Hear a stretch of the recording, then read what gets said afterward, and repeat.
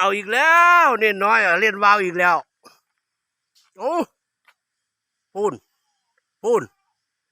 แล่นอยู่บึมอยู่โอ้ย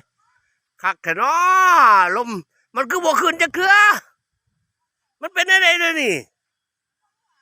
มันบ่มีหางไปเอาน้ำไก่หุ่นในหางต้มแล้วบ่ไก่หั่นเมื่อไรที่ต้มเป็นยังคือบ่ต้มโอ้ยไก่หลายแท้โอ้ยในบรรยากาศเลยบาทนี่เน้นหน่อยบ่มีทองหนังสือทองแล้วได้แล้วว้ายได้หลายบันไดละเงินเห็นได้2,500หรอปันตาได้มะได้เท่าไรสะได้1,800ปาดโทคือได้หลายเลยปันตาเนี่ยเด้อพอดมือซึกนี่สิได้หลายอยู่เด้นี่ซื้อวันที่3โอ้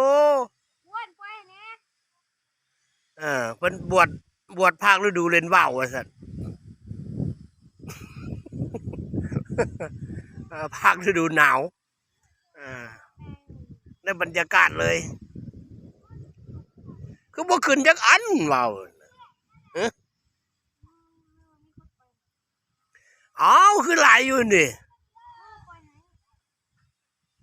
ไปใส่เบิดเน้น3นี่บ่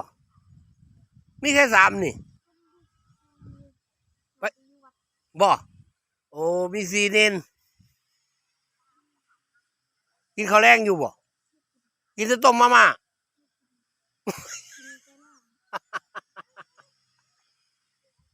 โอ้ยมาม่าเดี๋ยวบ่ได้ต้มบ่โอ้ยตายสิเอ้าเน้นน้อยเล่นว้าวบวชภาคฤดูหนาวว่าซั่น